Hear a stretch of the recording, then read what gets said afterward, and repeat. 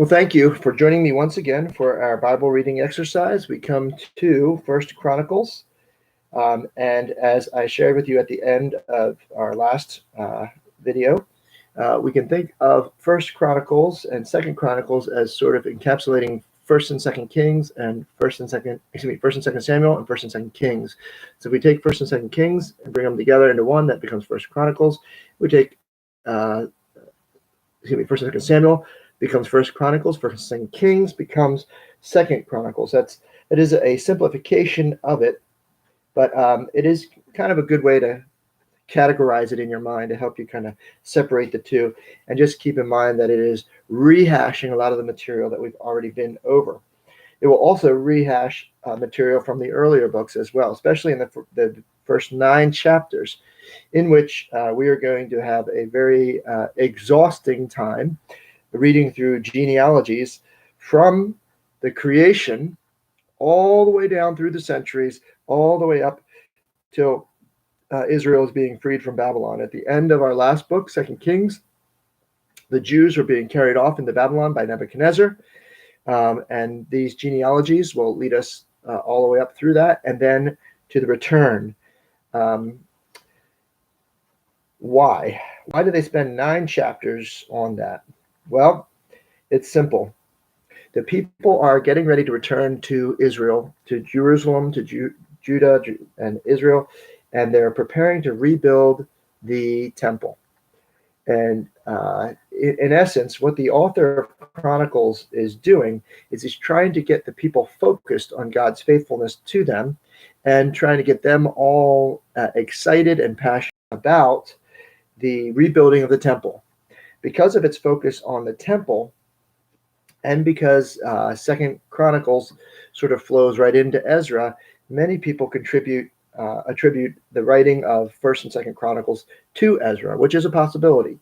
There are some other suggestions, but for now, let's just accept that as as probably the most likely scenario, that Ezra wrote First and Second Chronicles in order to motivate the people and inspire the people to be excited about the returning to Jerusalem, returning to Israel, and rebuilding the temple and reestablishing temple worship. So, that being said, Ezra wanted to remind the people about their relationship with God. He wanted them to keep in mind and to bear in mind and to impact the way that they're thinking and the way that they're acting, so that they would be enthusiastic and supportive and energetic about the return and the rebuilding of the temple. So for that reason, one of the main themes is the covenant that God made with David. And when he made that covenant, he said that you will never fail to have a man on the throne. And so when we go through the genealogy and we see all the people, one of the things he'll highlight is David and David's descendants as they reigned on the throne, but also that Solomon would build a temple. And so when we look at the plans for the temple construction, we spend chapters 22, 3, 4, 5, and 6, 5 whole chapters on the rebuilding, the temple construction, the organization. And then the preparation for rebuilding is another 2 chapters right at the very end of it. So you can see the whole thing is going to be focused on that. What's omitted? Well, in First Kings, in First Samuel, we have the life of Saul. Well, Saul is almost entirely omitted from this book. Maybe entirely, I forget exactly, but he's barely mentioned if he is. And basically, from chapters 1 to 9, we see the genealogy of the people of God. In chapters 10 to 26, we look at David and his life. Where's Saul in that? There's not even a chapter dedicated to his reign. And that ends the book of Second Samuel. And then the end of First Chronicles begins the reign of Solomon, which begins with the writing of First Kings. And so we can see that First Chronicles really overviews, in essence, from creation all the way up to the end of David's reign. So that's sort of the thing that we're going to be looking at. And as I said, the Davidic covenant, God's relationship and covenant with David, will be one of the highlights, so that the people will be enthusiastic and national pride will be swelling, but also preparations for temple worship. And the writer of Chronicles wants to get people excited for that. This was probably written as the people were preparing to return from Babylon. They were taken into Babylonian captivity in 586. The temple was completed in 516. The return took place, I forget the exact date. I forget the exact date, but we know that the temple was completed in 516, and that the return took place several years before that, maybe even 20 or 30. When we get to that point, I will try to remind you, especially if there's a note in here that lets us know the exact date. I think that gives us a pretty good overview of what we're about to read. And I just want to remind you, these first 9 chapters are going to be hard to listen to and hard to read. If you would prefer, I would encourage you to skip to chapter 10, where we are finished with the genealogies. But if you're going to listen to it, remember what the chronicler is doing. He's really re-engaging the people with their national identity, reminding them who they are, and specifically who they are in relation to God. God's promises to them as a people, to help them be united as a people and excited about the prospect of returning to the promised land that God had given to their forefathers and promised to Abraham, Isaac, and Jacob, and given to them, and which they had lost because of their idolatry. And idolatry was a huge focus in the 4 books of the Kings that we read so far: 1st and 2nd Samuel, 1st and 2nd Kings. Excuse me. So we're going to begin here with chapter 1 with the genealogy. And like I said, skim it, skip it, or appreciate it for what it's meant to do, which is to engender and enlarge national pride and national identity in the Jewish readers. Chapter 1. And all it is a list. This is just a list. It doesn't even say what the list is. Adam, Seth, Enosh, Kenan, Mahalalel, Jared, Enoch, Methuselah, Lamech, Noah. The sons of Noah: Shem, Ham, and Japheth. The sons of Japheth: Gomer, Magog, Madai, Javan, Tubal, Meshech, and Tiras. The sons of Gomer, that's the oldest of Japheth, Ashkenaz, Riphath, and Togarmah. The sons of Javan, that's his 4th, Elisha, not the prophet, different one, Tarshish, the Kittim, and the Rodanim. The sons of Ham, Noah's 2nd son: Cush, Mitzrayim, Put, and Canaan. The sons of Cush, his oldest son, Ham's oldest son: Seba, Havilah, Sabta, Rama, and Sabteka. The sons of Rama, Cush's son, Ham's grandson: Sheba and Dedan. Cush was the father of Nimrod, who grew to be a mighty warrior on the earth. Mizraim, that's Egypt, was the father of the Ludites, Anamites, Lahabites, Naphtuhites, Pathrosites, Casluhites. From the Philistines came the Caphtorites. Canaan, again the last son of Ham, was the father of Sidon, his firstborn, and of the Hittites, Jebusites, Amorites, Girgashites, Hivites, Archites, Sinites, Arvadites, Zamorites, and Hamathites. Those were all the people that lived in what we call today Israel, in that region. The Semites, Noah's 3rd son. The sons of Shem: Elam, Ashur, Arphaxad, Lud, and Aram. The sons of Aram, Noah's Shem's youngest, were Uz, Hul, Gether, and Meshech. Arphaxad, that's Noah's middle son, his 3rd son.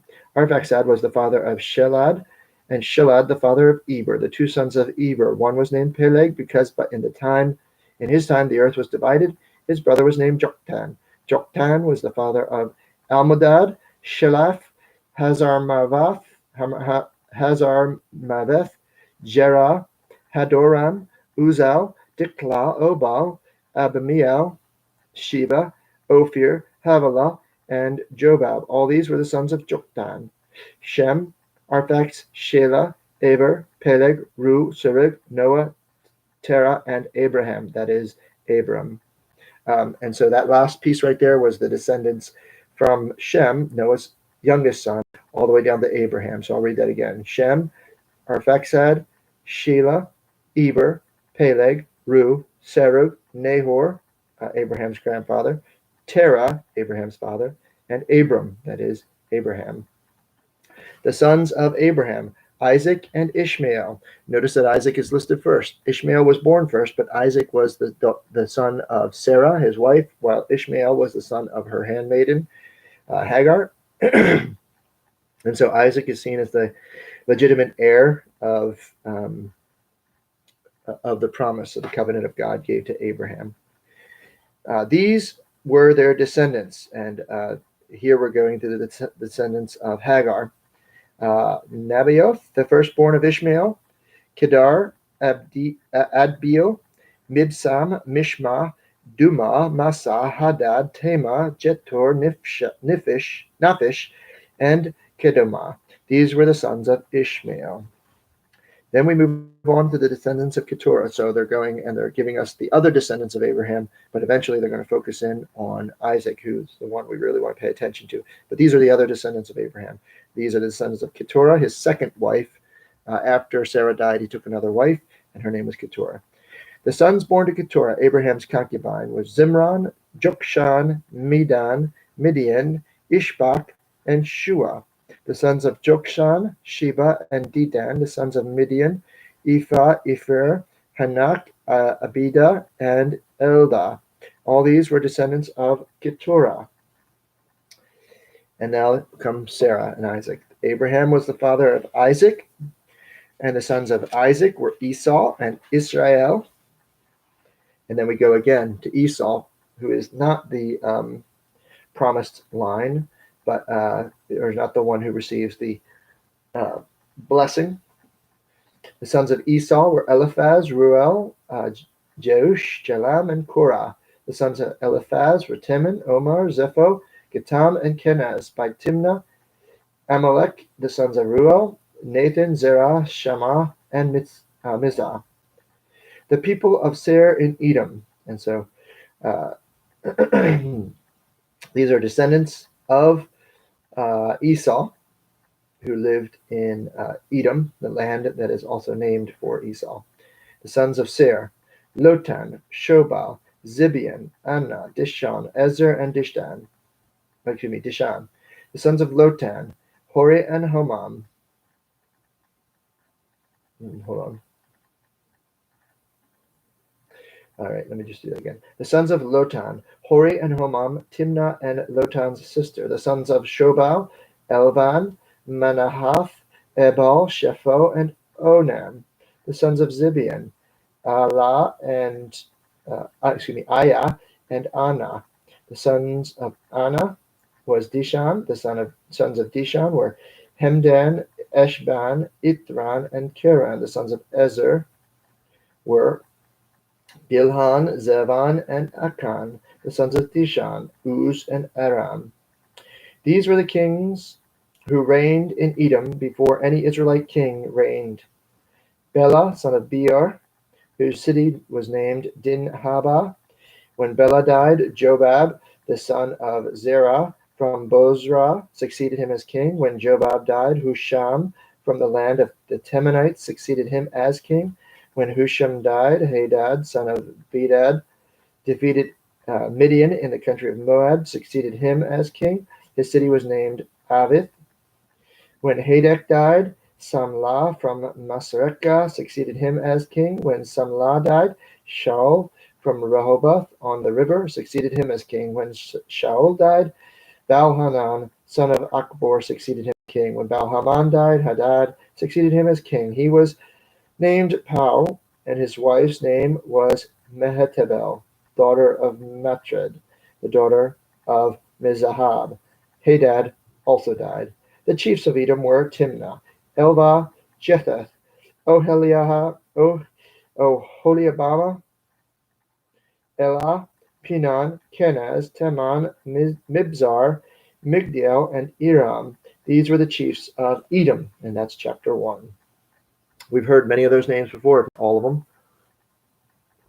I think we've heard all of them.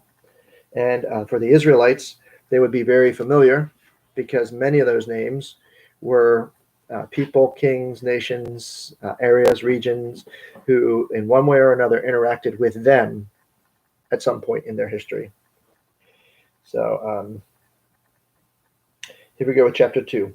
Now, these were the sons of Israel. And so now we're focusing in on the line of promise.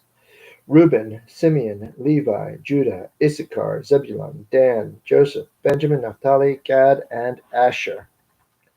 The sons of Judah. All right, and why do we skip to the sons of Judah? We are ignoring all the other sons of Israel because this is the line through which will come. The sons of Judah, Onan, Shelah. These were born to him by the Canaanite woman. These three were born to him by a Canaanite woman, the daughter of Shua. Judah's firstborn, was wicked in the Lord's sight, so the Lord put him to death. Tamar, Judah's daughter-in-law, bore him Perez and Zerah. Judah had 5 sons in all. Perez, remember that means to break out, and he was breaking out when he was born. The sons of Perez, Hezron and Hamul. The sons of Zerah, Zimri, Ethan, Heman, Calcol, and Darada, 5 in all. The sons of Carmi, Achar, who brought trouble on Israel by violating the ban on taking the devoted things. Remember from the Battle of Jericho, he saw the bars of gold or silver, I can't remember, and the robes from Babylon, and he hid them in his tent, and then God cursed Israel. They lost the battle to Ai, and so we see we're hearing the stories again, and come back, we are reminding of them. The sons of Ethan was Azariah. The sons born to Hezron were Jerahmeel, Ram, and Caleb. Ram was the father of Amminadab, and Amminadab the father of Nahshon, the leader of the people of Judah. Nahshon was the father of Salmon. Salmon was the father of Boaz. Boaz the father of Obed. And remember, Boaz's wife was Ruth. That's right. And Ruth was the mother. It doesn't say that here, but Boaz married Ruth. Boaz was the father, and Ruth was the father of Obed. And Obed was the father of Jesse. And Jesse was the father of David, we know, the king. So that makes Ruth David's great-grandmother. She's a Moabitess and engrafted into the line of redemption, which is a pretty awesome thing, that God chooses people not based on their birthrights, not based on their lineage, their nationality, but based on their commitment to him. Here, verse 13. Jesse was the father of Eliab, his firstborn. The second son was Abinadab. The third, Shimeah. The fourth, Nathanael. The fifth, Radai. The sixth, Ozem. And the seventh, David. Their sisters were Zeruiah and Abigail. Zeruiah's 3 sons were Abishai, Joab, and Asahel. Abigail was the mother of Amasa, whose father was Jether, the Ishmaelite. Caleb, son of Hezron, had children by his wife Azubah and by Jerioth. These were her sons, Jesher, Shobab, and Ardon. When Azubah died, Caleb married Ephrath, who bore him Hur. Hur was the father of Uri. Uri was the father of Bazilel. Later, Hezron lay with the daughter of Machir, the father of Gilead. He married her when he was 60 years old, and she bore him Segub. Segub was the father of Jair, who controlled 23 towns in Gilead. But Geshur and Aram captured Havoth, Jair, as well as Kenath, with its surrounding settlements, 60 towns. All these were descendants of Machir, the father of Gilead. After Hezron died in Caleb Ephrathah, Abijah, the wife of Hezron, bore him Ashur, the father of Tekoa. The sons of Jerahmeel, the firstborn of Hezron, Ram, his firstborn, Benua, Oren, Ozem, and Ahijah. Jerahmeel had another wife whose name was Atara, and she was the mother of Onam. The sons of Ram, the firstborn of Jerahmeel, Maz, Jamin, and Eker, the sons of Onam, Shammai and Jodah, the sons of Shammai, Nadab, and Abishur. Abishur's wife was named Abihail, who bore him Aban and Modid, the sons of Nadab, Salid and Appaim. Salid died without children, the son of Appaim. Ish, who was the father of Shishan. Shishan was the father of Alai, the sons of Jada, Samai's brother. Jether and Jonathan. Jether died without children. The sons of Jonathan, Peleth and Zaza. Those were the descendants of Jerahmeel. Shishan had no sons, only daughters. He had an Egyptian servant named Jarha. Shishan gave his daughter in marriage to his servant Jarha, and she bore him Attai. Attai was the father of Nathan, Nathan the father of Zabad, Zabad the father of Ephlah, Ephlah the father of Obed, Obed the father of Jehu, Jehu the father of Azariah, Azariah the father of Helez, Helez the father of Eliasah, Eliasah the father of Simsai, Simsai the father of Shalom, Shalom the father of Jechamiah, and Jechamiah the father of Elishama. Many of these people, by the way, are familiar to the Jews at this time, and so for them, they're hearing echoes of their family, their lines, the people that they know, their history. It'd be like if I just started mentioning names like George Washington and Thomas Jefferson and Alexander Hamilton and Abraham Lincoln, and your lights would be going on, and you'd be saying, "Oh yes, yeah, those were great people. They did great things in their time." Or maybe you don't think they did, but that's sort of what's going on here. They're being reminded of their history simply by mention of name and occasionally a mention of something specific. The sons of Caleb, the brother of Jerahmeel, Mesha, his firstborn, who was the father of Ziph and the son of Merashah, who was the father of Hebron. The sons of Hebron, Korah, Tapua, Rechem, and Shema. Shema was the father of Rama, and Rama was the father of Jorkiam. Rechem was the father of Shammai. The son of Shammai was Maon, and Maon was the father of Bethzur. Caleb's concubine, Ephah, was the mother of Haram, Moza, and Gazez.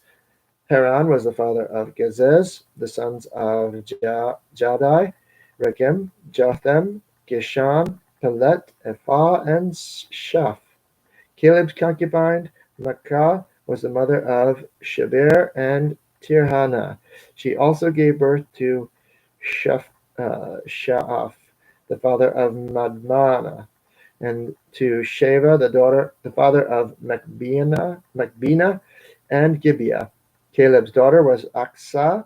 These were the descendants of Caleb. The sons of Hur, the firstborn of Ephrathah, Shobal, the father of Kiriath Jearim, Salma, the father of Bethlehem, and Heraph, the father of Beth Gedar. And you probably picked up on that name right there, Bethlehem, and maybe realized at this point, oh, that is a connection to Jesus. That is a connection to David. Bethlehem is the place where Jesus was born, the place where David was born. And for them, there's a lot more of that going on. The descendants of Shobal, the father of Kiriath Jearim, Haroeth, half of the Manahathites, and the clans of Kiriath Jearim, the Ithrites, Puthites, Shumathites, and Mishraites, from the descendants of Zorathites and Eshtaolites.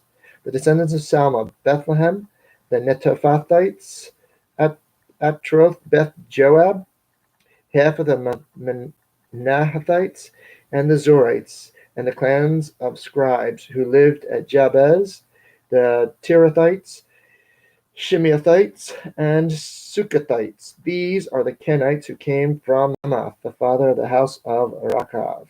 Chapter 3.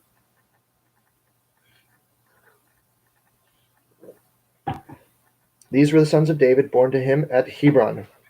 We keep getting focus, more and more focus in like a laser.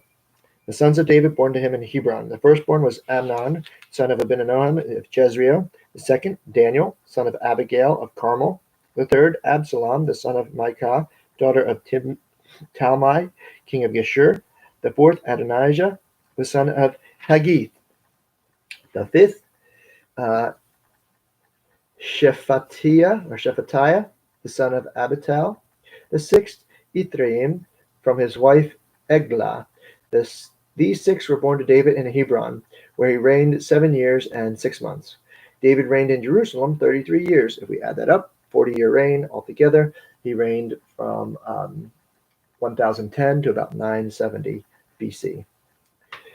David reigned in Jerusalem 33 years, and these were the children born to him there: Shammua, Shobab, Nathan, and Solomon. These four were by Bathsheba, daughter of Amiel. There were also Ibhar, Elishua, Eliphelet, Noga, Nepheg, Japhia, Elishama, Eliadah, and Ephelet, 9 in all. All these were the sons of David, besides his sons by his concubines,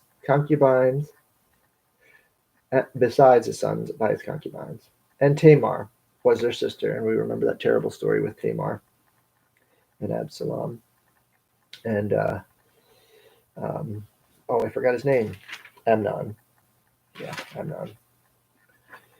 The kings of Judah. And now we're just going to go right down the line of the kings of Judah. Why? The chronicler wants the people to focus on the highlights of Israel's history. He wants to elevate their thinking. He wants them to stand with their heads held a little higher and their chest sticking out a little more as they think about the glorious golden age of Israel. Solomon's son was Rehoboam, Abijah his son, Asa his son, Jehoshaphat his son, Joram his son, and of course they had other sons, but these are just the sons that reigned. Ahaziah his son, Joash his son, Amaziah his son, Azariah his son, Jotham his son, Ahaz his son, Hezekiah his son. And remember, Hezekiah was the one who dug the tunnel. He also built the wall. He was the one that was defending Israel when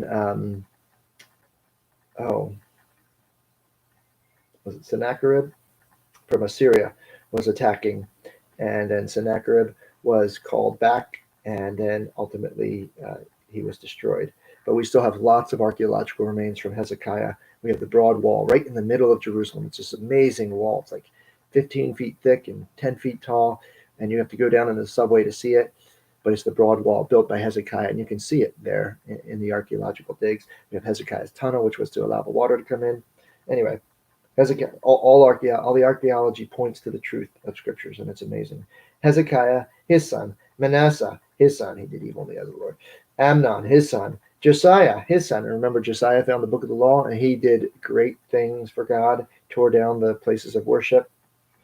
The sons of Josiah: Johanan the firstborn, Jehoiakim the second son, Zebadiah the third, Shallum the fourth. The successors of Jehoiakim: Jehoiachin, his son, and Zedekiah. So those are all the kings reigning in Judah up until the time of the exile. The descendants of Jehoiachin the captive: Shealtiel. And now we're talking about people who have lived in captivity with the Israelites. They've been there for 70 years, and they're getting ready to return to rebuild the temple, or roughly 70 years before, well, probably 40 years, and then they're getting ready to return 70 years till they finish building. So a lot of these people will probably be known to the people who are reading this. The descendants of Jehoiachin, the captive: Shealtiel, his son, Malkiram, Pedaiah, Shenizar, Jechemiah, Hoshama, and Nedabiah. So these are all new names for us because we haven't heard these names yet. The son of Pedaiah: Zerubbabel and Shimei. The sons of Zerubbabel: Meshullam and Hananiah. Shelomith was their sister. There were also 5 others: Hashubah, Ohel, Berechiah, Hazadiah, and Jashub Hesed. The descendants of Hananiah, and we're following down the leaders now: Pelatiah, and Jeshiah, and the sons of Raphiah, Arnon, and Obadiah, son of Shechaniah. The descendants of Shechaniah, Shemaiah and his sons, Hattush, Igal, Bariah, Neriah, and Shaphat, 6 in all. The sons of Neriah, Elioenai, Hizkiah, and Azrikam, 3 in all. The sons of Elionai, Hodaviah, Elishib, Peliah, Akub, Johanan, Deliah, and Anani, 7 in all. That ends chapter 3. Chapter 4. The descendants of Judah. Remember, this is the kingly clan, the royal clan. All kings are supposed to come from the tribe of Judah. So here are the descendants of Judah, chapter 4. Perez, Hezron, Carmi, Hur, and Shobal. Reiah, the sons of Shevel, the father of Johath, the father of Ahumai and Ladad. These were the clans of the Zorathites. These were the sons of Etam, Jezreel, and we know that place because that's where Jezebel and Ahab reigned, and where Jezebel was thrown from the king. We know that's on the plain of the Armageddon. It's one of the cities that was fortified and defended that plain. So it's named after this descendant here. Jezreel, Ishma, and Idbash. Their sister was named Hazelelponi. Penuel was the father of Kedor, and Ezer the father of Hushah. These were the descendants of Hur, the firstborn of Ephrathah, the father of Bethlehem. Ashur, the father of Tekoa, had 2 wives, Helah and Nara. Nara born him Ahuzam, Hefer, Temeni, and Hahashtari.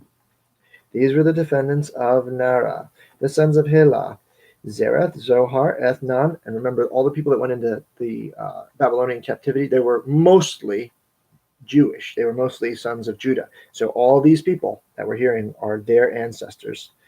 The sons of Helah, Zereth, Zohar, Ethnan, and Koz, who was the father of Anub and Hazobabah, and the clans of Aharhel, son of Harum. Jebez was more honorable than his brothers. His mother had named him Jebez, saying, I give birth to him in pain. Jebez cried out to the God of Israel, Oh, that you would bless me and enlarge my territory. Let your hand be with me and keep me from harm, so that I will be free from pain. And God granted his request. That 2 verses right there, Jebez, and that one verse, chapter 10, was the verse that formed a book and a phenomenon back in the early 2000s, with a little tiny booklet named The Prayer of Jebez. The person who wrote that book just prayed that prayer every day for year after year and said that God granted the request of his heart. And it was simply this. So, there's multiple parts to it. Oh, the Lord bless me. So looking for the Lord's blessing. Enlarge my territory, meaning grow my ministry, grow the people that I influence for the Lord's good. Let your hand be with me. So kind of guiding, and keep me from harm, sort of protection, so that I will be free from pain. And many people picked up that book. For about maybe 2 years, it became a very popular book. And people really read that book and prayed that prayer, the prayer of Jebez. Jebez became a very famous person for a couple of years there. The prayer of Jebez, the book was called. Caleb, Shuha's brother, father of Mahir, who was the father of Eshton. Eshton was the father of Beth Rapha. Paseah and Tahina, the father of Ir Nahash. These were the men of Rekah. The sons of Kenaz, Othniel and Sariah. The sons of Othniel, Hathath and Meonothai. Meonothai was the father of Ophrah. And again, these are names we've heard before, because now we've gone back to the clans of Judah, and we're coming back down through. I think he's giving us a broader picture of all the people that have come. He started with the kingly line, and now he's going back and he's showing us all the people that are around them. Sariah was the father of Joab, the father of Geharashim. It was called this because its people were craftsmen. The sons of Caleb, son of Jephunneh. And remember, Caleb was with Joshua when they came into the promised land. The sons of Caleb, son of Jephunneh, in Elah and Nam. The sons of Elah, Kenaz. The sons of Jehalelel, Ziph, Ziphah, and Tiriah, and Asarel. The sons of Ezra, Jether, Mered, Epher, and Jalon. One of Mered's wives gave birth to Miriam. Ishbah, the father of Eshtemoa, his Judean wife, gave birth to Jared, father of Gedor. Heber, the father of Soko, of Jekuthiel, and the father of Zanoah. These were the children of Pharaoh's daughter, Bithiah, whom Mered had married, the sons of Hodiah's wife, the sister of Naham, the father of Keliah the Geramite, and Eshtemoa the Maacathite, the sons of Shimon, Amnon, Rimnah, Ben-Hanan, and Telon, the descendants of Ishi, the Zoheth and the son of Zoheth, the sons of Shelah, sons of Judah, the father of Lekah, Lada, the father of Merishah, and the clans of the linen workers at Beth Ashbia, Joachim, the men of Kozeba, and Joash and Seraph, who ruled in Moab, and Jashubi, Lehem. These records are from ancient times. They were the potters who lived in Taim, and Gederah, and they stayed there and worked for the king. Now, we finished with Judah's descendants. Now we're going to touch on the others. These are the descendants of the other brothers, the sons of Jacob. We start with Simeon. The descendants of Simeon: Nemuel, Jamim, Jerib, Zerah, and Shual. Shalom was Shaul's son. Mibsam, his son of Mishma, his son. The descendants of Mishma: Hamuel, his son. Zakur, his son. Shimei had 16 sons and 6 daughters, but his brothers did not have any children, so their entire clan did not become as numerous as the people of Judah. They lived in Beersheba, Moladah, Hazar, Shua, Bilhah, Ezrem, Tolad, Bethuel, Hormah, Ziklag, Beth Markobath, Hazar, Susim, Beth Biri, and Sharaim. These were the towns until the reign of David. These were their towns until the reign of David. Their surrounding villages were Etam, Ain, Rimmon, Tokin, and Asham, 5 towns, and all the villages around these towns as far as Baalath. These were their settlements, and they kept a genealogical record. Meshobab, Jamlech, Joshua, son of Amaziah, Joel, Jehu, son of Joshabiah, the son of Sariah, the son of Asiel, also Elionai, Jokabah, Jeshoiah, Asaiah, Adiel, Jasamiel, Benaiah, and Ziza, son of Shiphi, the son of Alam, the son of Jediah, the son of Shimri, the son of Shemaiah. The men listed above by name were leaders of their clans. Their family increased greatly, and they went out to the outskirts of Gedor, to the east of the valley, in search of pasture for their flocks. They found rich, good pasture, and the land was spacious, peaceful, and quiet. Some Hamites had lived there formerly. The men whose names were listed came in 5 days of Hezekiah, king of Judah. The men whose names were listed came in the days of Hezekiah, king of Judah. They attacked the Hamites in their dwellings, and also Meunites who were there, and completely destroyed them, as is evident to this day. Then they settled in their place, because there was pasture for their flock. And 500 of these Simeonites, led by Pelatiah, Neriah, Raphiah, and Uziel, the sons of Ishi, invaded the hill country of Seir. They killed the remaining Amalekites who had escaped, and they had lived there to this day. End of our chapter.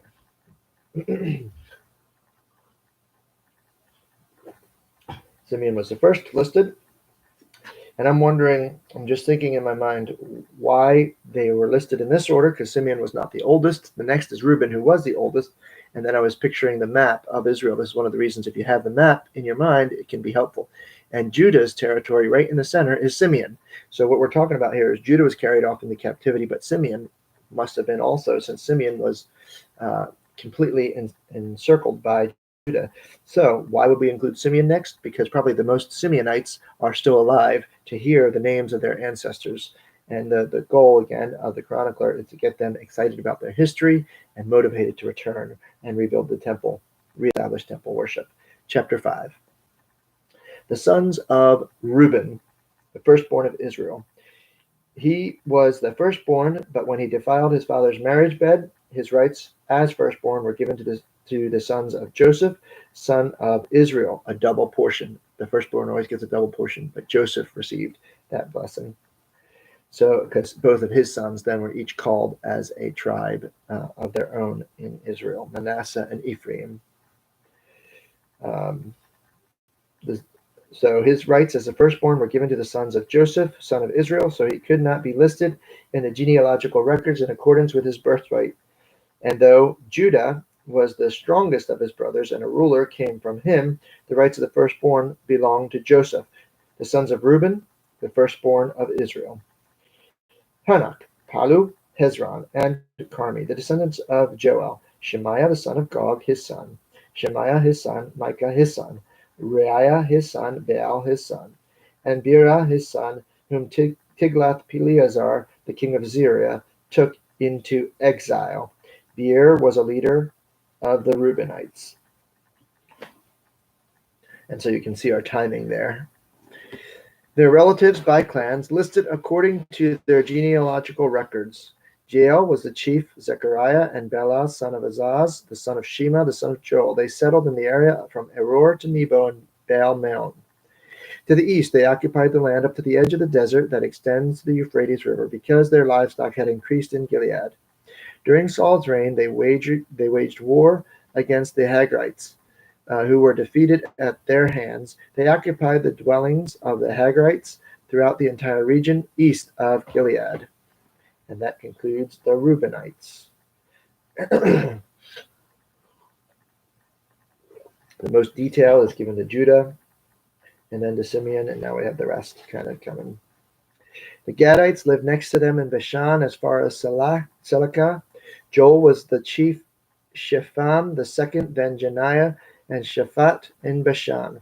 The relatives by families were Michael, Meshullam, Sheba, Jorai, Jachan, Zia, and Eber, 7 in all.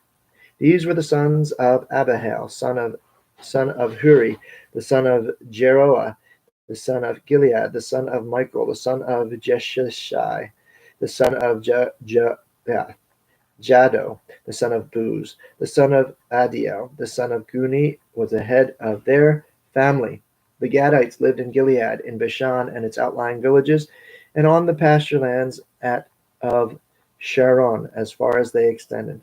All these were entered into genealogical records during the reign of Jotham, king of Judah, and Jeroboam, king of Israel. The Reubenites, the Gadites, and the half-tribe of Manasseh had 44,760 men ready for military service, able-bodied men who could handle the shield and sword, who could use a bow, and who were trained for battle. They waged war against the Hagrites, Jeter, Naphish, and Nodab.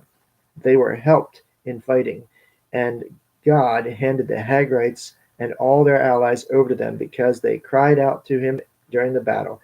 He answered their prayers because they trusted in him. They seized the livestock of the Hagrites, 50,000 camels, 250,000 sheep, 2,000 donkeys. They also took 100,000 people captive, and many others fell slain because the battle was God's, and they occupied the land until the exile. Next, the people of the half-tribe of Manasseh were numerous, and we're talking about the tribe in the Transjordan, which means the east side of the Jordan, across the Jordan, away from the Mediterranean Sea, what we would now call Jordan, the country Jordan. The people, so we had Reuben, Gad, and the half-tribe of Manasseh, and that will be our chapter 5. The people of the half-tribe of Manasseh were numerous. They settled in the land from Basham to Baal-Hermon, that is, Senir, Mount Hermon. These were the heads of the families: Epher, Ishi, Eliel, Azariel, Jeremiah, Hodaviah, and Jadiel. They were brave warriors, famous men, and heads of their families. But they were unfaithful to the God of their families and prostituted themselves to the gods of the peoples of the land, whom God had destroyed out before them. So the God of Israel stirred up the spirit of Pul, king of Assyria, that is Tiglath-Pileser, king of Assyria, who took the Reubenites, the Gadites, and the half-tribe of Manasseh into exile. He took them to Halah, Habor, Hara, and the river of Gozan, where they are to this day. And so once again, we see idolatry is the downfall of these people. Spiritual compromise. God hates it. Chapter 6. The sons of Levi: Gershon, Kohath, and Merari. By the way, Kohath, Cohen, if you've heard that name, they're descendants of Kohath, priestly line. When you hear that names, most of the names of the Jewish people that start with Ko are from that group of people and are from the priestly line, Cohens among them. So the sons of Levi: Gershon, Kohath, and Merari. The sons of Kohath: Amram, Izhar, Hebron, and Uzziel. The children of Amram: Aaron, Moses, and Miriam. And of course, you recognize those names from Exodus and beyond, Leviticus, Numbers, and Deuteronomy, and even beyond that. And you'll recognize these too: the sons of Aaron: Nadab, Abihu, Eleazar, and Ithamar. Eleazar was the father of Phinehas. Phinehas was the father of Biashua. Biashua was the father of Buki. Buki was the father of Uzi. Uzi was the father of Zeriah. Zeriah was the father of Merioth. Merioth was the father of Amariah. Amariah the father of Ahitub. Ahitub the father of Zadok. And Zadok is another priest whose name we recognize as being a major player in the history of Israel. Zadok the father of Ahimaaz. Ahimaaz the father of Azariah, another familiar name. Azariah the father of Johan. Johan the father of Azariah. It was he who served as a priest in the temple Solomon built in Jerusalem. That's the name that's familiar to us. Azariah the father of Amariah. Amariah the father of Ahitub. Ahitub the father of Zadok. Zadok the father of Shalom. Shalom the father of Hilkiah. Hilkiah the father of Azariah. Azariah the father of Sariah. And Sariah the father of Jehozadak.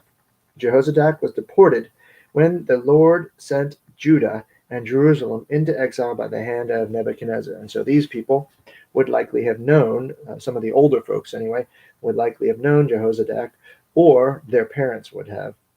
The sons of Levi: Gershon, Kohath, and Merari. And again, he's coming back again and starting again. These are the names of the sons of Gershon. So the first one he followed down was Kohath. Now he's following down the eldest son. These are the names of the sons of Gershon: Libni and Shimei. The sons of Kohath. I'm sorry. So he's doing all of them. He's kind of doing an overview. The sons of Kohath: Amram, Izhar, Hebron, and Uzziel. The sons of Merari: Mali, and Mushi. These are the clans of the Levites listed according to their fathers. Of the Gershon: Libni, the son of Jahath, his son.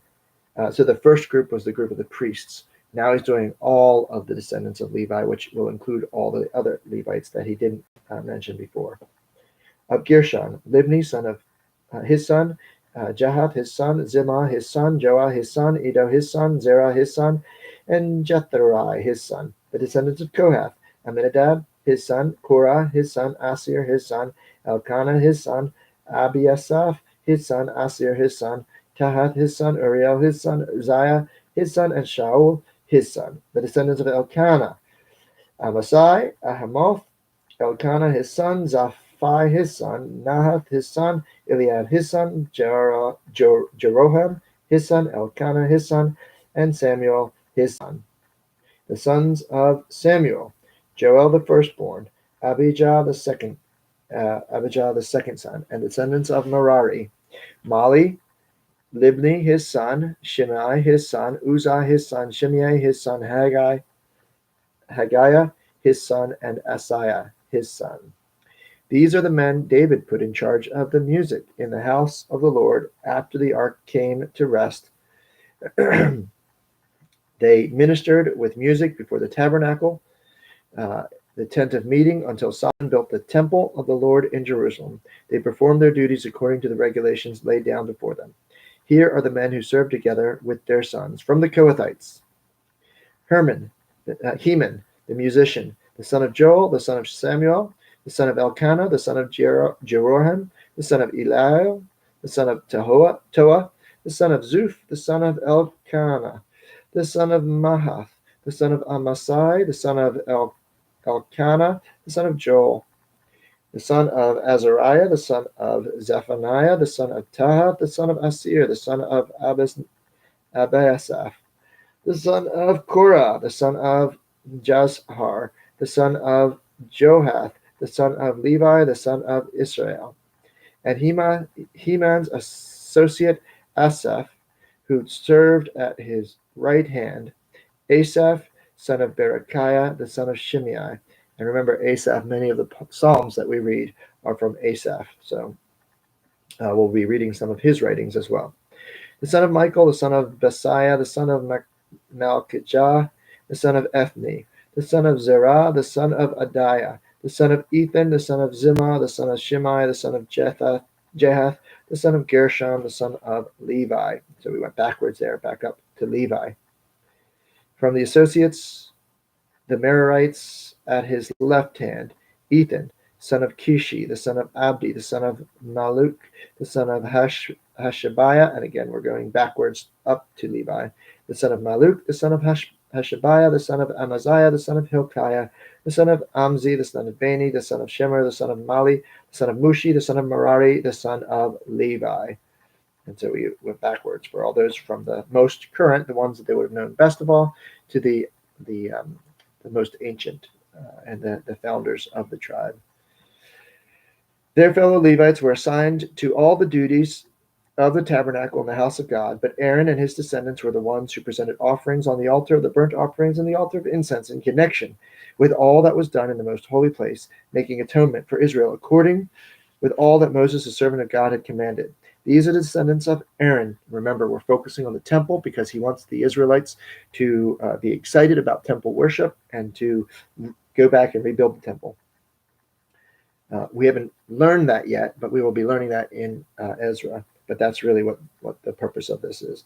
These are the descendants of Aaron: Eleazar his son, Phinehas his son, Abishua his son, Buki his son, Uzi his son, Zariah his son, Merioth his son, Amariah his son, Ahitub his son, Zadok his son, and Ahimaaz his son.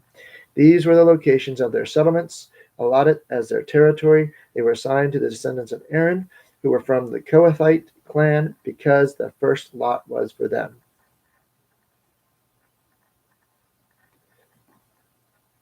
Remember, they were given just cities around in Israel.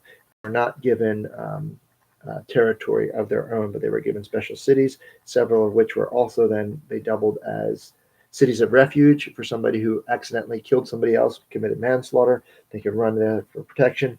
So these were the towns that were given to them. They were given Hebron in Judah and its surrounding pasture lands. The fields and the villages around the city were given to Caleb, son of Jephunneh. So the descendants of Aaron were given Hebron as a city of refuge, and Libnah, Jatir, Eshtemoa, Hilan, Debir, Ashan, Jutah, and Beth Shamash, together with their pasture lands. By the way, you can visit several of these ancient archaeological sites where they have the remains of some of these cities, I should say. Some of them are still current cities. And from the tribe of Benjamin, they were given Gibeon, Geba, Elamoth, and Anathoth, together with their pasture lands. These towns, which were distributed among the Kohathite clans, were 13 in all. The rest of the Kohathite descendants were allotted 10 towns from the clans of the tribe of Manasseh.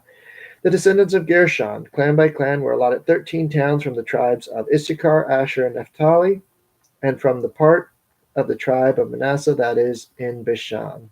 The descendants of Merari, clan by clan, were allotted 12 towns from the tribes of Reuben, Gad, and Zebulun. So the Israelites gave the Levites these towns and their pasture lands from the tribe of Judah, Simeon, and Benjamin. They allotted them the previously named towns. Some of the Kohathite clans were given as their territory from the towns of the tribe of Ephraim. In the hill country of Ephraim, they were given Shechem, a city of refuge, and Gezer, Jokmeam, Beth-horon, Aijalon, and Gath-rimmon, together with their pasture lands. And from the half-tribe of Manasseh, the Israelites gave Aner and Bileam, together with their pasture lands, to the rest of the Kohathite clans. From Gershonites, the Gershonites received the following from the clan of the half-tribe of Manasseh. They received Golan and Bashan, and also Ashtaroth, together with their pasture lands from the tribe of Issachar. They received Kadesh, Dabarath, Ramoth, and Anem, together with their pasture lands from the tribe of Asher. They received Mashal, Abdon, Hukok, and Rahov, together with their pasture lands, and from the tribe of Naphtali. They received Kadesh in Galilee, Hamon, and Kiriathaim, together with their pasture lands. The Merarites, the rest of the Levites, received the following from the tribe of Zebulun. They received Jokneam, Karta, Ramono, and Tabor, together with their pasture lands. From the tribe of Reuben, across the Jordan, east of Jericho, they received Bezer, the desert, Jazah, Kedemoth, and Mephath, together with their pasture lands. From the tribe of Gad, they received Ramoth in Gilead, Mahanaim, Heshbon, and Jazer, together with their pasture lands. And that ends chapter 6 and the Levites. Next, we pick up with the sons of Issachar, Tola, Pua, and Jashub, and Shimron, 4 in all. The sons of Tola, Uzi, Raphiah, Jeriel, Jamai, Ibsam, and Samuel, heads of their families during the reign of David. The descendants of Tola, listed as a fighting man in the genealogy, numbered 22,600. The sons of Uzi, not to be mistaken with the machine gun. The sons of Uzi, Izrahiah. The sons of Izrahiah, Michael, Obadiah, Joel, and Isaiah. All 5 of them were chiefs according to their family genealogy. They had 36,000 men ready for battle, for they had many wives and children. The relatives who were fighting men belonged to all the clans of Issachar as listed in their genealogy were 87,000 in all. Benjamin, these 3 sons of Benjamin, Bela, Becher, and Jediel.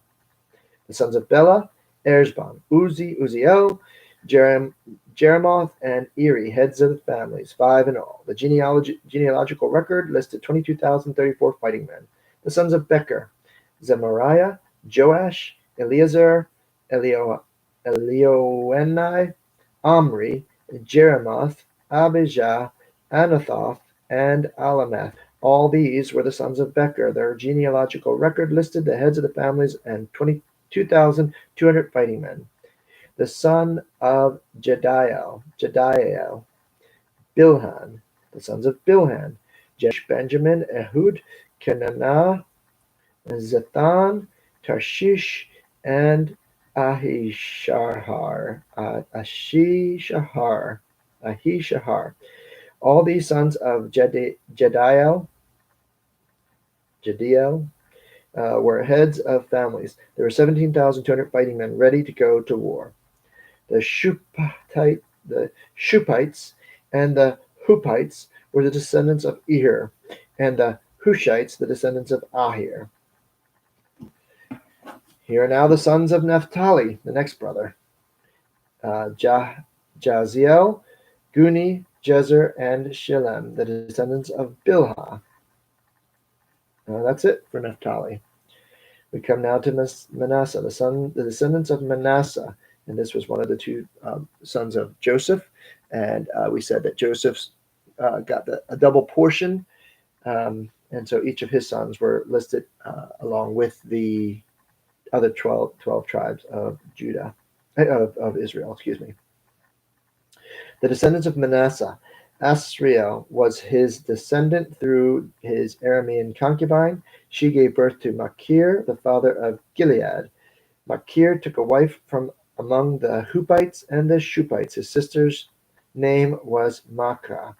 Another descendant was Zelophehad, who had only daughters, and we remember their story. They asked about receiving their father's land to be passed on generation after generation. Machir's wife Maacah gave birth to a son named Peresh. His brother was named Sheresh, and his sons were Ulam and Rechem. The sons of Ulam, Bedan. These were the sons of Gilead, son of Machir, the son of Manasseh. His sister Hamoleketh gave birth to Ishtad, Abi, and Mala. The sons of Shemida were Ahian, Shechem, Likhi, and Aniam. And that concludes Manasseh, his brother Ephraim. The descendants of Ephraim: Shuthalah, Bered his son, Tahath his son, Eliad his son, Tahath his son, Zabad his son, and Shethelah his son. Ezer and Eliad were killed by the native-born men of Gath when they went down to seize their livestock. The father Ephraim mourned for them many days, and his relatives came to comfort him. Then he lay with his wife again, and she became pregnant and gave birth to a son. He named him Beriah, because there had been misfortune in his family. His daughter was Shira, who built Lower and Upper Beth Horon, as well as Uzan Shira. And so we see a woman here building a city, being in charge of a city and building a city, and getting credited for the building of the city. Rapha with his son, Reseph his son, Telah his son, Tehan his son, Laden his son, Ammihud his son, Eliashama his son, Nun his son, and Joshua his son. And we know Joshua. Joshua took over after Moses. So Joshua is a descendant of Ephraim, a descendant of Joseph, and he became the leader of Israel when they came to conquer the Promised Land. Their lands and settlements included Bethel and its surrounding villages, Naran to the east, Gezer and its villages to the west, and Shechem and its villages all the way to Ayad and its villages.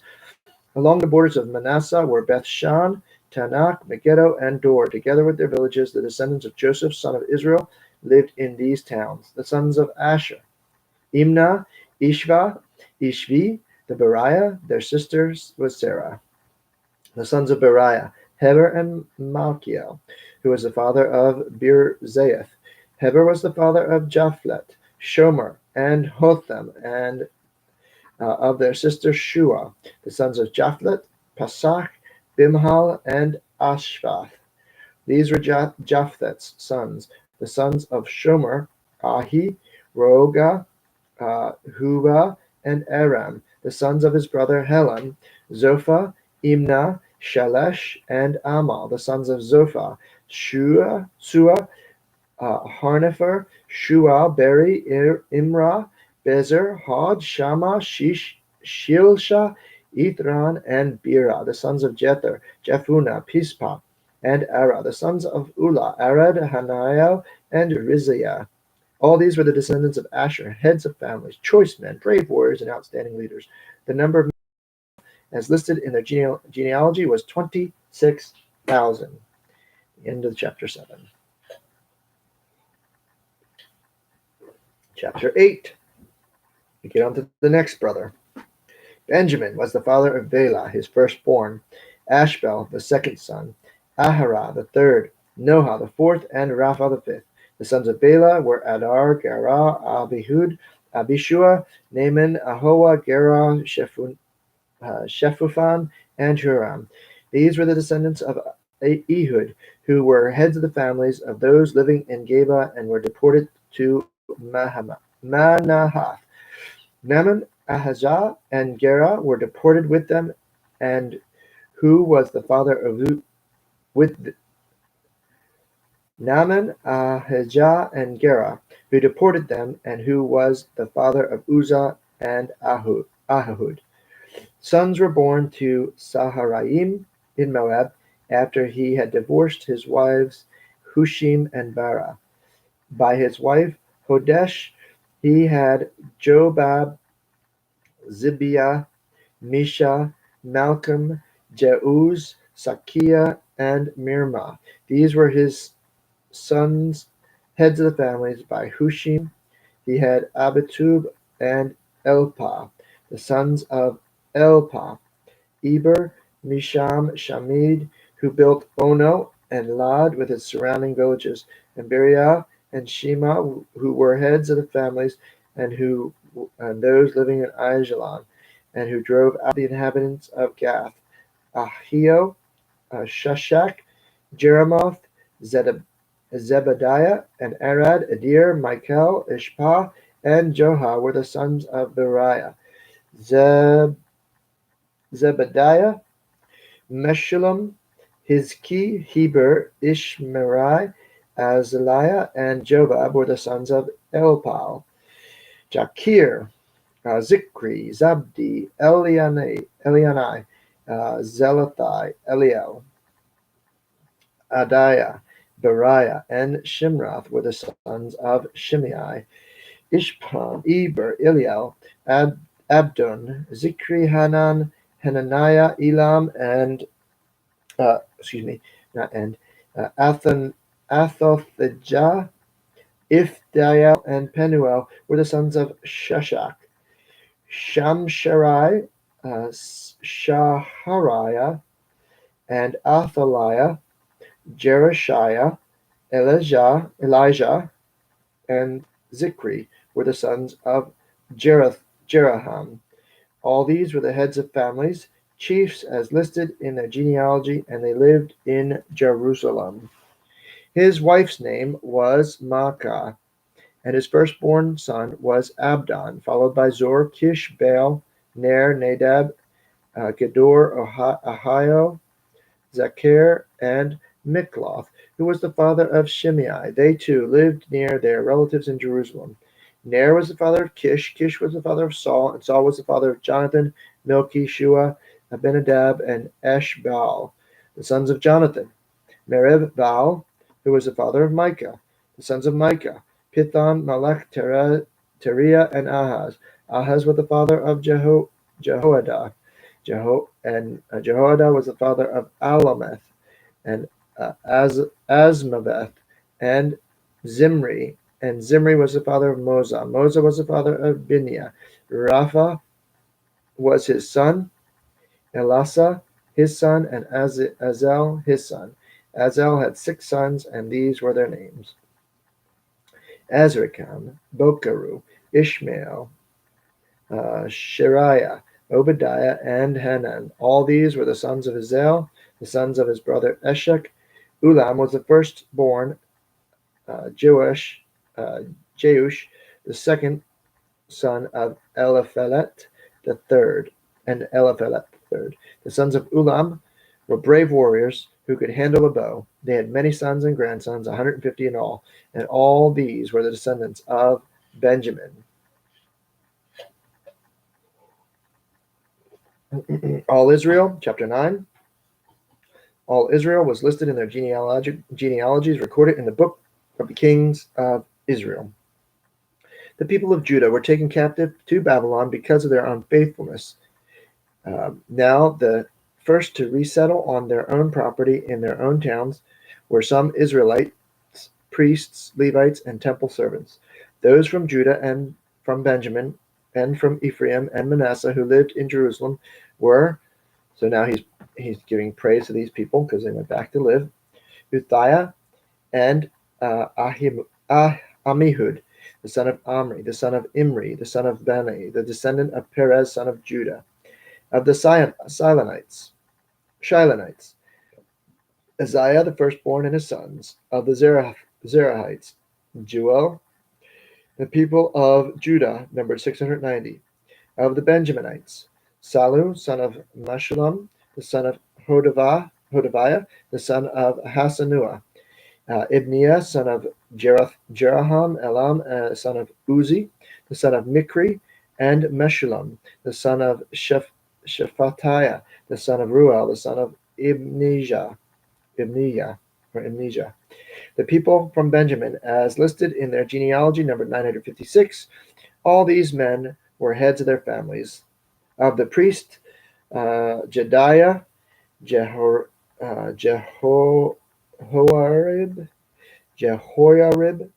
Jachin, Azariah, son of Hilkiah, the son of Meshullam, the son of Zadok, the son of Meraioth, the son of Ahitub, the official in charge of the house of God.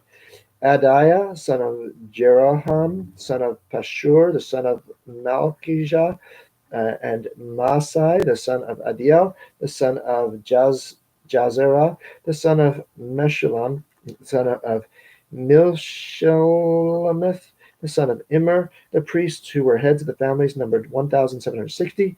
They were men able, responsible, ministering for the house of God. Of the Levites, Shemaiah, son of Hashub, the son of Azikam, the son of Hashbiah, a Merarite. Bakar, Heshgalal, and Mattaniah, son of Micah, the son of Zikri, the son of Asaph, Obadiah, son of Shemaiah, son of Galal, the son of Jeduthun, and Berechiah, son of Asa, the son of Elkanah, who lived in the villages of the Netophathites. The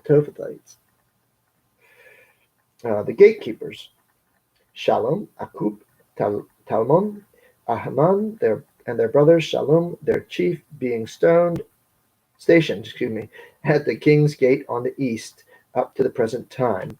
So even as this is being written, some of these people are alive now. They're getting credit for the sacrifices that they're doing to make the temple a reality. These were the gatekeepers belonging to the camp of the Levites: Shalom, son of Kor, the son of Abiasaph, the son of Korah, and his fellow gatekeepers from the family, the Korahites, were responsible for guarding the thresholds of the tent, just as their fathers had been responsible for guarding the entrance of the dwelling of the Lord. In earlier times, Phinehas, son of Eleazar, was in charge of the gatekeepers, and the Lord was with him. Zechariah, son of Meshelemiah, was a gatekeeper at the entrance to the tent of meeting. Altogether, those chosen to be gatekeepers at the thresholds numbered 212. They were registered by genealogy in their villages. The gatekeepers had been assigned to their positions of trust by David and Samuel the seer. They and their descendants were in charge of guarding the gates of the house of the Lord, the house called the tent. The gatekeepers were on the four sides, east, west, north, and south. Their brothers in the village had to come from time to time and share their duties for 7-day periods. But the four principal gatekeepers, who were the Levites, were entrusted in their responsibilities for the rooms and the treasuries in the house of God. They would spend the night stationed around the house of God because they had to guard it, and they had charge of the key for opening it each morning. Some of them were in charge of the articles used in temple service. They counted them as they were brought in and they were taken out. Others were assigned to take care of the furnishings and all the other articles of the sanctuary, as well as the flour and wine, and the oil and incense and spices. But some of the priests took care of the mixing the spices. A Levite named Mattathiah, the firstborn son of Shallum, the Korahite, was entrusted with the responsibility for baking and offering bread. Some of their Korathite brothers were in charge of preparing for every Sabbath the bread set out on the table. Those who were musicians, heads of the Levite families, stayed in the rooms of the temple and were exempt from the other duties because they were responsible for the work day and night. All these were heads of the Levite families, chiefs as listed in their genealogies, and they lived in Jerusalem. So what he's doing here is he's reminding them about their ancestors, people whose names were probably familiar to them, who worked in the temple, and what an honor it was for them to work in the temple, and sort of creating in them a yearning to do the same and to be remembered and honored in the same way. We pick up here in chapter 9, continuing. Jael, the father of Gibeon, lived in Gibeon. His wife's name was Maacah, and his firstborn son was Abdon. followed by Zur, Kish, Baal, Ner, Nadab, Gedor, Ahio, Zechariah, and Mikloth. Mikloth was the father of Shimeon. They too lived near their relatives in Jerusalem. Ner was the father of Kish. Kish was the father of Saul. Remember, Saul was the first king of Israel, but they don't mention that here. And Saul, the father of Jonathan. Jonathan was David's very close friend and confidant. Malchishua, Abinadab, and Eshbaal. The sons of Jonathan: Merib-Baal, who was the father of Micah. The sons of Micah: Pithan, Melech, Tahariah, and Ahaz. Ahaz was the father of Jada. Jada was the father of Alameth, Azarmaveth, and Zimri. Zimri was the father of Moza. Moza was the father of Binyah. Raphael was his son. Eliashah was the son of Azel, his son. Azel had 6 sons, and these were their names: Azrikam, Bokaru, Ishmael, Shiriah, Obadiah, and Hanan. These were the sons of Aziel. End of our chapter. And by the way, that is the end of our genealogy section. Woohoo! Now we get back into the story portions of First Chronicles. And remember that first section is on the genealogy to create that desire, that yearning for the golden days, to remember all the people that served in the temple, and to make the people want to be like that, to serve in the temple themselves, to be excited about reconstructing the temple, to remember some of the people, maybe their ancestors who worked in the temple. And we say, maybe, well, that's my grandfather. He was a gatekeeper in the temple. I want to be a gatekeeper in the temple just like him, and have my name read off to my great-grandchildren. So that's sort of the idea here in that first section. Now he's going to retell the story of David. I want you to notice we have the next, all of chapter 10 is about Saul, and this is the only thing really he says other than mentioning Saul in the genealogy. This is all he says about Saul. He's not interested in Saul. Saul isn't going to help them to generate a desire to return. And so he's going to quickly move through Saul, get to David, and tell David's life story. Here we go, chapter 10. Now the Philistines fought against Israel, and Israel fled before them, and many fell slain on Mount Gilboa. The Philistines pressed hard after Saul and his sons, and they killed his sons Jonathan, Abinadab, and Malchishua. The fighting grew fierce around Saul, and when the archers overtook him, they wounded him. Saul said to his armor-bearer, "Draw your sword and run me through. These uncircumcised fellows will come and abuse me." The very first thing we learn about Saul is he dies. But his armor-bearer was terrified and would not do it. So Saul took his own sword and fell on it. When his armor-bearer saw that Saul was dead, he too fell on his sword and died. So Saul and his 3 sons died, and all his house died together. When the Israelites in the valley saw that the army had fled, and Saul and his sons were dead, they abandoned their towns and fled, and the Philistines came and occupied them. The next day, when the Philistines came to strip the dead, they found Saul and his sons fallen on Mount Gilboa.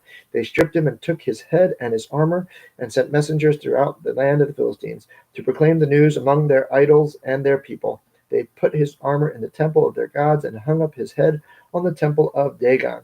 With all the inhabitants of Jabesh Gilead heard everything the Philistines had done to Saul, all their valiant men went and took the bodies of Saul and his sons and brought them to Jabesh. Then they buried their bones under the great tree in Jabesh, and they fasted 7 days. Saul died because he was unfaithful to the Lord and did not keep the word of the Lord, even consulted a medium for guidance, and did not inquire of the Lord. So the Lord put him to death and turned the kingdom over to David, son of Jesse. The moral of the story is, worship God. Don't follow in Saul's footsteps. Don't be unfaithful to the Lord. All of Saul's life, his being chosen by Samuel, his being anointed, the battles he fought in, his challenges between David and himself, none of that mentioned here. So in 1 Samuel, the first 8 chapters or so are all about Samuel, and then Samuel anoints Saul, and the rest of the book is about Saul's 15 chapters or so are about Saul's life and all the things he did. Here, in this very short chapter, everything about Saul is he died because he wasn't faithful to God. Moral of the story, Be faithful to God. That's what this chronologist is doing, this chronicler, I should say, and Ezra, if that's who it is, which uh, that's our hypothesis. That's our running theory. Chapter 11. The rest of this book is now going to be largely focused on David until we get to the very end. And David, who is a man after God's own heart, who worships God and God alone, who helps to establish the temple and temple worship. So all this, you can see it, is about temple worship and getting people back to that. Chapter 11. All Israel came together to David at Hebron and said, "We are your own flesh and blood. In the past, even while Saul was king, you were the one who led Israel on their military campaigns. And the Lord your God said to you, you will shepherd my people of Israel." Shepherd, very important word, because that's exactly what David was. Before he was a king, he was a shepherd. "And you will become their ruler." So David knows how to shepherd. He's a good shepherd. He knows how to do that. And when God says to him, "You'll shepherd my people," he's basically saying, same thing you did for the sheep, what you learned to do as a child, that's what you're going to do to these people. When the elders of Israel had come to David at Hebron, he made a compact with them at Hebron before the Lord, and they anointed David as king over Israel, and the Lord promised through Samuel. David and all the Israelites marched to Jerusalem, that is Jebus. The Jebusites who lived there said to David, "You will not get in here." Nevertheless, David captured the fortress of Zion, the city of David. David had said, "Whoever leads the attack on the Jebusites will become commander-in-chief." Joab, son of Zeruiah, went up first, and so he received the command. David then took up residence in the fortress, that's Jerusalem. And so it was called the City of David. He built up the city around it, from the supporting terraces to the surrounding wall, and while Joab restored the rest of the city. And David became more and more powerful because the Lord Almighty was with him. These were the chiefs of David's mighty men. They came together with all Israel, gave his kingship strong support, and extended it over the whole land, as the Lord had promised. This is a list of David's mighty men. Jashobeam, the Hachmonite, was chief of the officers. He raised a spear against 300 men, whom he killed in one encounter.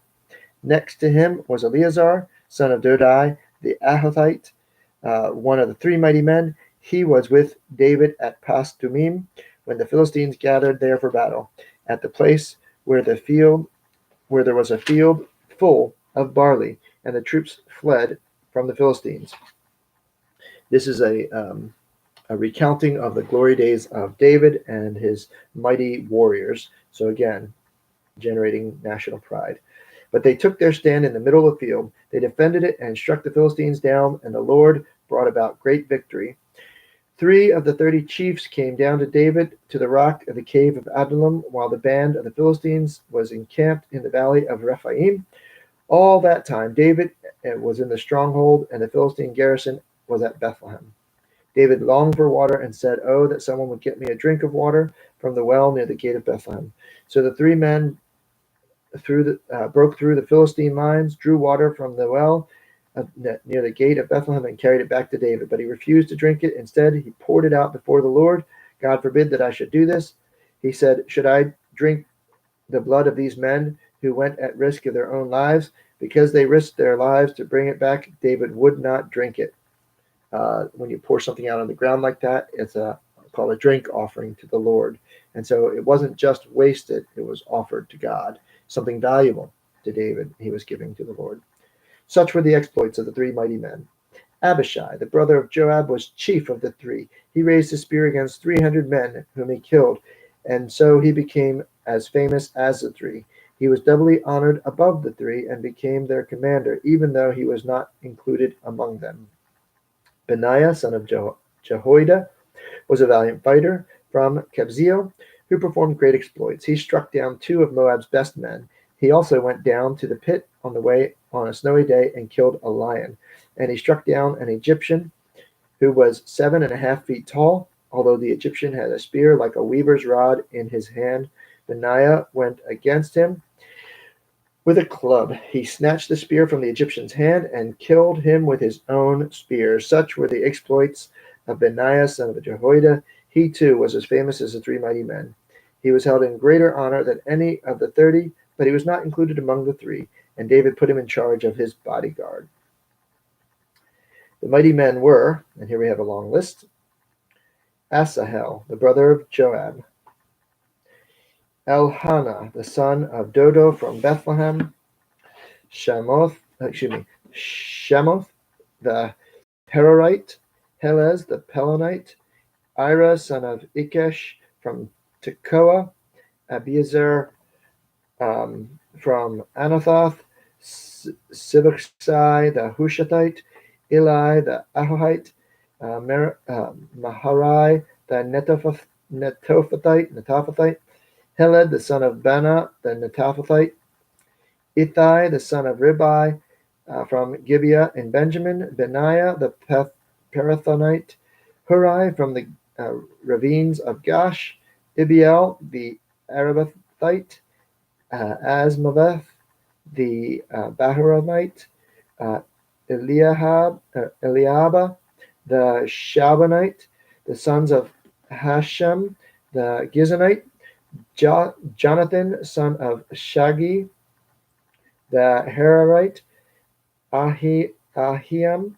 son of Sakar, and the Hararite;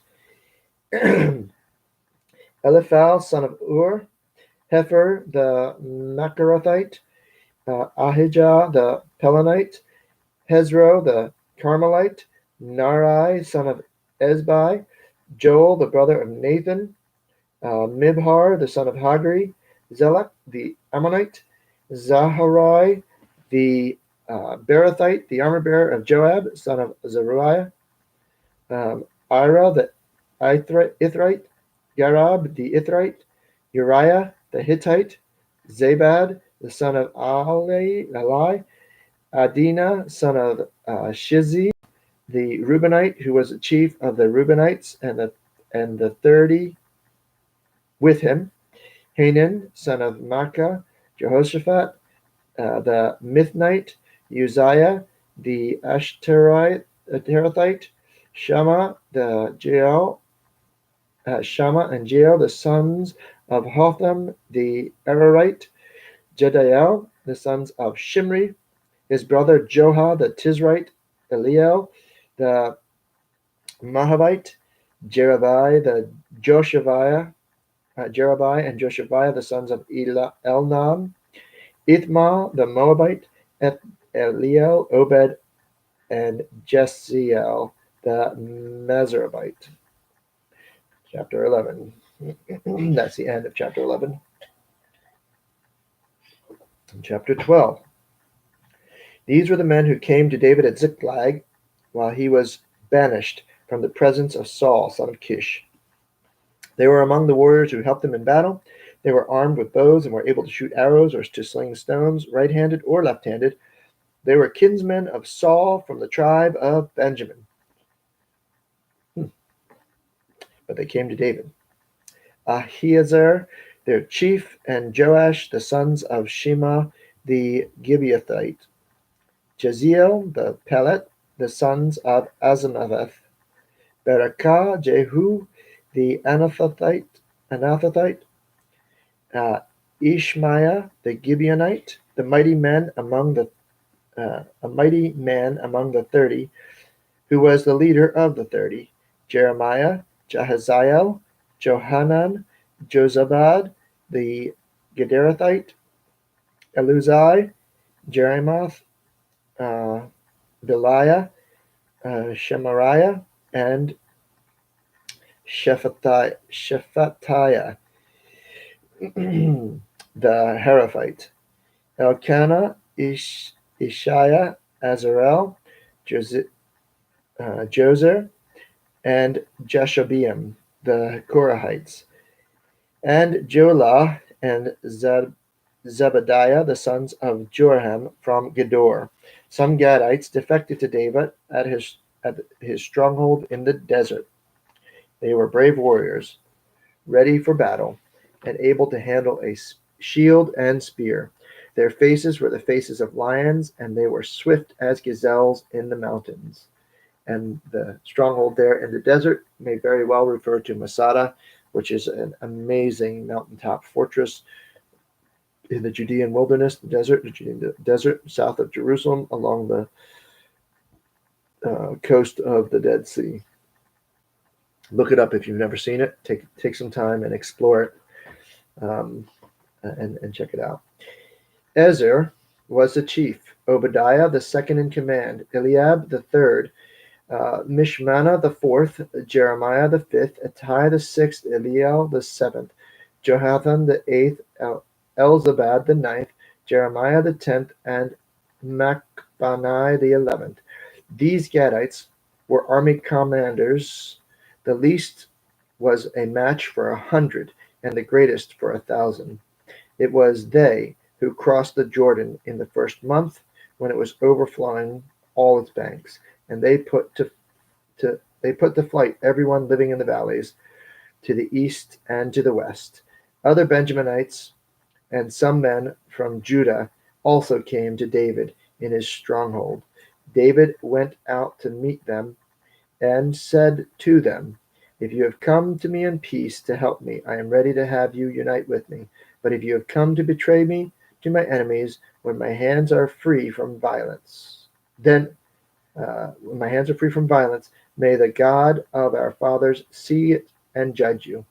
The Spirit came upon Amasai, chief of the 30, and he said, "We are yours, O David. We are with you, O son of Jesse. Success, success to you, and success to those who help you, for your God will help you."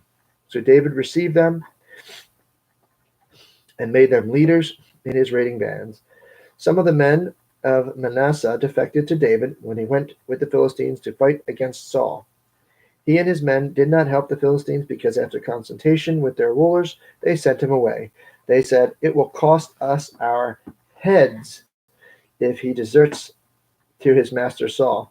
When David went to Ziklag, these were the men of Manasseh who defected to him: Adnah, Jozabad, Jediel, Michael, Jozabad, Elihu, and Zelathai, leaders of units of thousands in Manasseh. They helped David against raiding bands, for all of them were brave warriors, and they were commanders of his army. Day after day men came to help David until he had a great army, like the army of God. These are the numbers of men armed for battle who came to David at Hebron to turn Saul's kingdom over to him, as the Lord had said. Men of Judah carrying shield and spear, 6,800 armed for battle. Men of Simeon, warriors ready for battle, 7,100. Men of Levi, 4,600, including Jehoiada, leader of the family of Aaron, and 3,700 men. And Zadok, a brave young warrior, with 22 officers from his family. Men of Benjamin, Saul's kinsmen, 33,000, most of whom had remained loyal to Saul's house until then. Men of Ephraim, brave warriors, famous in their own clans, 20,800. Men of the half-tribe of Manasseh, designated by name to come and make David king, 18,000. Men of Issachar, who understood the times and knew what Israel should do, 200 chiefs with all their relatives under their command. Men of Zebulun, experienced soldiers, prepared for battle with every type of weapon to help David with his undivided loyalty, 50,000. Men of Naphtali, 1,000 officers, together with 30,000 men carrying shields and spears. Men of Dan, ready for battle, 28,600. Men of Asher, experienced soldiers preparing for battle, 40,000. And from the east of the Jordan, men of Reuben, Gad, and the half-tribe of Manasseh, armed with every type of weapon, 120,000. All these were fighting men who volunteered to serve in the ranks. They came to Hebron, fully determined to make David king over Israel. All the rest of the Israelites were also of one mind to make David king. The men spent 3 days there with David, eating and drinking, for their families had supplied provisions for them. Also, their neighbors from as far away as Issachar and Zebulun and Naphtali came bringing food on donkeys, camels, mules, and oxen. There were plentiful supplies of flour, fig cakes, raisin cakes, wine, oil, cattle, and sheep, for there was joy in Israel.